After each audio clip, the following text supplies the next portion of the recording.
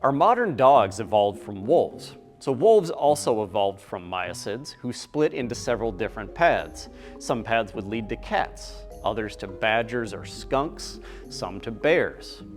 And one path, about 20 million years ago, led to wolves. 20 to 40,000 years ago, wolves and humans lived in the same places and shared food sources. We were both hunting the same things. Some wolves were scared of humans and stayed far away. These became the wolves that we know today. Some were less fearful and would scavenge in the animal parts and vegetables that we threw out.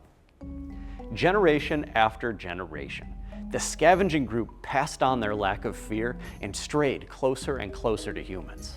Since they didn't have to hunt large prey as often, they started to get smaller and friendlier. These were proto-dogs, or the first dogs. They started to look much different than their wolf brothers, with shorter snouts, smaller teeth, and smaller bodies. Humans started breeding these proto-dogs together to get different traits. These were the first breeds. Friendliness was actually one of the traits that we selected for. Ancient Egyptians may have been the first to create different breeds for specific jobs, like hunting, guarding, or battle. In ancient China, dogs such as Shih Tzus and Chow Chows were bred for guarding or for companionship.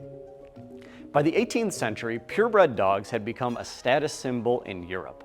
Breeding was in full swing, and we started to mix dogs together for their looks and other features, rather than to do specific jobs. Today, we have over 360 recognized breeds, but all of them share 99% of their DNA with their brothers, the gray wolf. Surprisingly, Shih Tzus share more wolf DNA than many other breeds. So next time you look at your dog, remember that you're really looking at a friendly little wolf, give or take 20,000 years. Now, dogs and wolves look very different on the outside, but internally they've remained pretty much the same animal. Though their ideal diet may differ slightly, both animals have been eating only real food for over 4 billion years throughout their entire evolutionary journey. Our modern dog breeds don't look much like their wild ancestors, but they're actually incredibly similar. In fact, dogs are a subspecies of the wolf. Now, wolves and dogs can have fertile offspring that can grow up and have their own babies. A horse and a donkey, on the other hand, give birth to a mule that can't reproduce. Almost all of the genetic variation affects a dog's size and appearance, but internally, they're pretty much the same animal.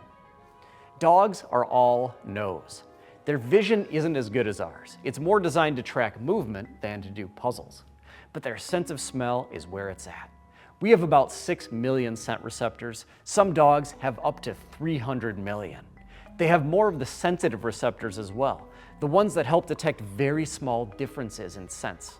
A huge part of their brain is dedicated to processing scents, about 40 times more than we use. Not only can they smell that groundhog in the backyard, but what he had for breakfast yesterday. Dogs see the world through their nose. Their hearing is great, at least 4 times better than ours, and they have a wider range.